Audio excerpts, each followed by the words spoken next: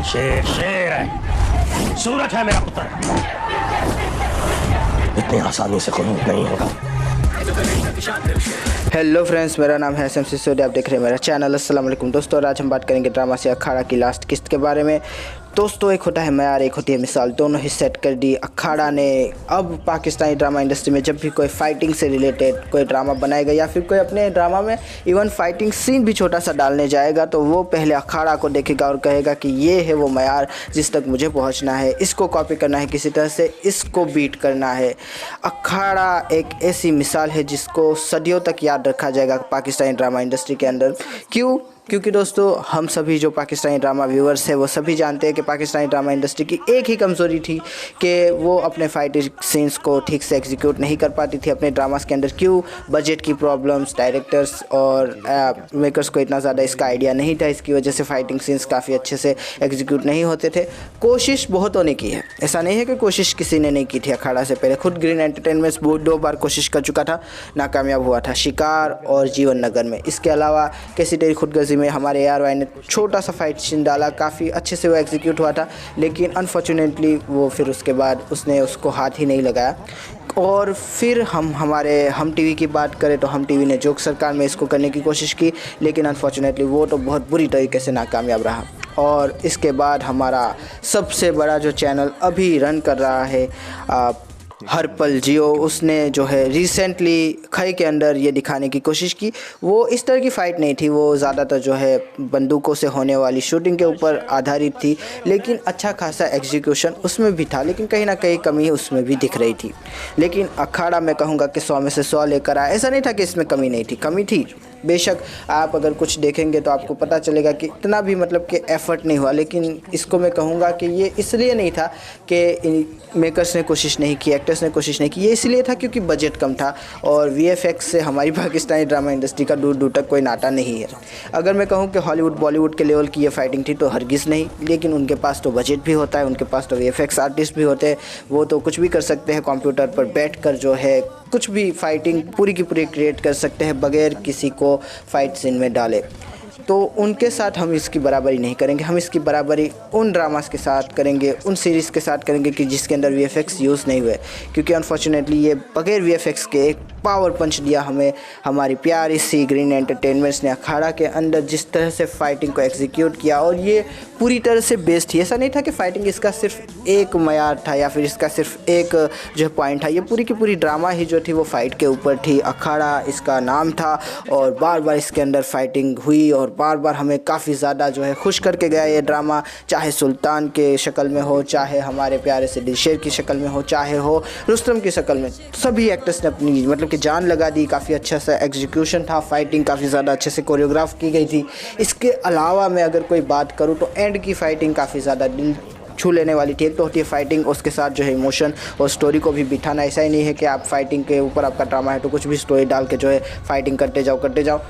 जो स्टोरी थी वो काफ़ी ज़्यादा मतलब कि हैवी थी, काफ़ी बड़ी कास्ट थी। इसके अलावा हर एक जो किरदार था उसका अपना एक रोल था पूरे के पूरे ड्रामा के अंदर, जो कि देखने में मज़ा आया। चाहे सोनिया हो, चाहे रेशमा हो, चाहे अब्बा जान हो, चाहे चौधरी हो, चाहे रुस्तम हो, चाहे दिलशेर हो, चाहे सुल्तान हो, चाहे हाजरा हो, चाहे शाहनवाज़ हो, हर एक का अपना एक प्रॉपर टाइमिंग था। कोच की बात करें या फिर इवन जो कोच की बात में बीवी बन गए उसकी बात करें, चाहे ही बात हो हमारी प्यारी सी माँ की जो कि मर गई, जो कि जिनका सीन सिर्फ शायद कहूँगा 1 या 2 ही सीन उनके पूरे के पूरे ड्रामा में थे, लेकिन हर एक कैरेक्टर का कोई ना कोई वजूद था और हर एक कैरेक्टर का कोई ना कोई मतलब कि पर्पस था जिसने स्टोरी को बिल्ड करने में जो है काफ़ी ज़्यादा सहायता दी। इसके अलावा मैं कह रहा हूँ ना कि एक होता है मयार और एक होती है मिसाल। मयार में भी ये काफ़ी ज़्यादा मतलब कि तगड़ी स्टोरी थी। मयार के अंदर सिर्फ फाइटिंग के अंदर नहीं बल्कि स्टोरी के अंदर भी पाकिस्तानी ड्रामा इस लेवल की स्टोरी को बनाने की कोशिश ज़रूर करेंगे। और ये एक दरवाज़ा खोल दिया है मैं कहूँगा कि उन लोगों के लिए जो कि फ़ाइटिंग सीन्स अपने ड्रामास में डालना चाहते हैं लेकिन उनके पास VFX नहीं है, बजट नहीं है,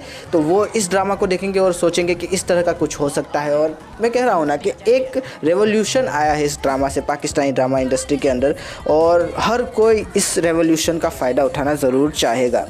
और मैं कहूँगा कि काफ़ी ज़्यादा अच्छा, काफ़ी ज़्यादा प्यारा इसका डायरेक्शन था। लास्ट की फ़ाइटिंग काफ़ी ज़्यादा दिल छूने वाली थी। इवन एक मतलब कि अब आया कि जब सब लोग सोच रहे थे कि दिलशेर जीतेगा, लेकिन फिर जब अखाड़े में उतरे हैं, रिंग में उतरे हैं, तो पता चला कि रुस्तम तो रुस्तम है, उसको हराना इतना आसान नहीं है। रुस्तम ने पहले राउंड में ही दिखा दिया कि वो ऐसे ही मतलब कि मरने के लिए नहीं आया। उसके बाद जो है दिलशेर ने अपनी मतलब कि कुछ झलकियाँ उसको याद आई, उसका भाई याद आया, उसका बाप याद आया, उसे जो है उसकी पगड़ी याद आई, और फिर मतलब कि दिलशेर ने जो है रुस्तम के दाव को देखा, सोचा समझा और फिर उसको चीट कर दिया।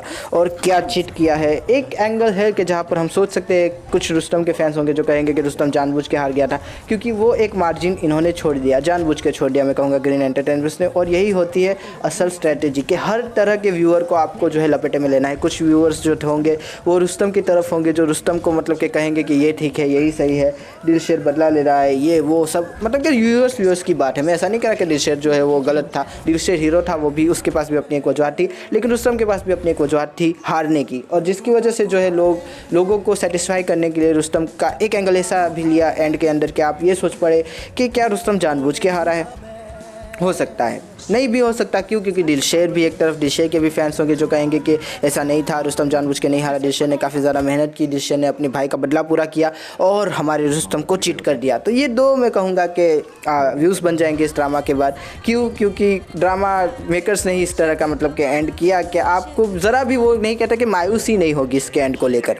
इसके अलावा चौधरी को भी सज़ा मिल गई, जो कि मैं अगेन कहूँगा कि अच्छा हुआ इसको भूल नहीं गए, उसको मतलब कि पैरालाइज हो गया, पता नहीं क्या हो गया, लेकिन मज़ा आया वो भी देखने में। इसके अलावा एक इमोशनल टच जो इस ड्रामा ने दिया वो भी कोई अलग ही लेवल का था। एंड के अंदर जो सीन थे, अपने बाप का पगड़ी उतारता हुआ वो फ्लैशबैक का सीन, इसके अलावा जो सुल्तान का एक मतलब का चेहरा दिखाया जाता है और उसको मतलब कि फेड करके जो है हमारा दिलशेर दिखाया जाता है, कमाल का मतलब कि सारे के सारे एग्जीक्यूशन में कहूँगा कि हर एक चीज़ के अंदर ड्रामा परफेक्ट था।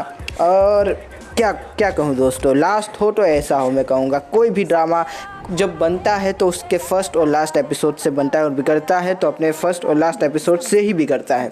और अखाड़ा का फर्स्ट एपिसोड भी कमाल का था, लास्ट एपिसोड तो ब्लॉकबस्टर था, माइंड ब्लोइंग था। मैं कह नहीं रहा कि ये है एक ड्रामा जिसको मैं रिकमेंड करूँगा हर किसी को कि अगर आप पाकिस्तानी ड्रामा इंडस्ट्री को समझना चाहते हैं तो इसको देखें कि उसके अंदर क्या रेवोल्यूशन हो रहा है। आज से 4 साल पहले ऐसा ड्रामा कोई सोच नहीं सकता था, मैं कहता हूँ कि 1 साल पहले भी कोई सोच नहीं सकता था, लेकिन कोशिश की। और ये सिर्फ ग्रीन एंटरटेनमेंट की कोशिश नहीं है, ये कोशिश है हम टीवी की, उसने भी कोशिश की थी, ये कोशिश है ARY की, हरपल जियो की, इन सभी ने कोशिश की है दोस्तों। और तब जाके हम इस लेवल पे पहुँचे हैं, पाकिस्तानी ड्रामा इंडस्ट्री इस लेवल पे पहुँची है। ये कोई एक दिन का खेल नहीं है कि अखाड़ा आज किसी ने कल सोचा था और आज बना दिया और एक मैच सेट हो गया। ये बहुत पहले से ये एक जर्नी है। अगर आप देखेंगे तो जैसा कि मैंने कहा कि आप, जैसे कि मैंने कुछ ड्रामास के नाम लिए, कुछ चैनल्स के नाम लिए कि उन्होंने कोशिश की थी, उससे सीख कर जो है अखाड़ा बनाया गया है, और अखाड़ा ने सच में बाजी मार ली है, सच में सबको चिट कर दिया है। और मैं कहूँगा कि जो भी इस ड्रामा को देखेगा वो मतलब कि एक बार सोचेगा ज़रूर कि बिना VFX के, बिना बजट के भी आप एक अच्छा सा फाइट एग्जीक्यूशन दे सकते हैं अपने ड्रामास के अंदर, अपनी मूवीज़ के अंदर, और काफ़ी बेहतरीन तरीके से जो है हर चीज़ को मैनेज भी किया जा सकता है। फिर वो चाहे स्टोरी के नाम पे हो, फिर वो चाहे डायरेक्शन के नाम पे हो, फिर वो चाहे एक्टिंग के नाम पे हो, फिर वो चाहे फाइटिंग के नाम पर ही क्यों ना हो। और क्या कहूँ दोस्तों, कमाल का ड्रामा लास्ट एपिसोड, और इसका तो मतलब कि फीडबैक भी बनता है, ज़रूर बनाएंगे। आशा करता हूँ आपको ये वीडियो पसंद आएगा। अगर पसंद आए तो लाइक कीजिए, शेयर कीजिए, सब्सक्राइब कीजिए, ज़्यादा पसंद आए तो कमेंट भी कीजिए दोस्तों। थैंक यू, खुदा हाफिज़, अपना ध्यान रखिएगा। Thank you. सुल्तान को तलवारी में रास में गई थी। मैं तुम्हारी किस्मत की चाबी हूं। रास्ता नहीं बदल सकता, जब मुसल्लत की गई है मुझ पे। और दिलशेर को दुश्मनी मिली है। दुश्मन को उठा के ऐसा पटकूंगा कि सब खून का खेल शुरू हो चुका है।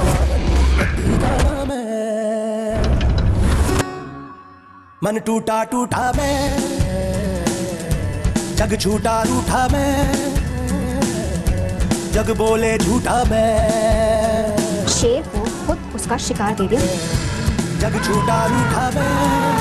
वो दिलशेर पागल हो चुका है।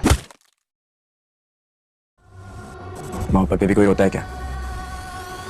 और वो भी एक पहलवान। तू इश्क दा मारा वे, तू इश्क दा मारा।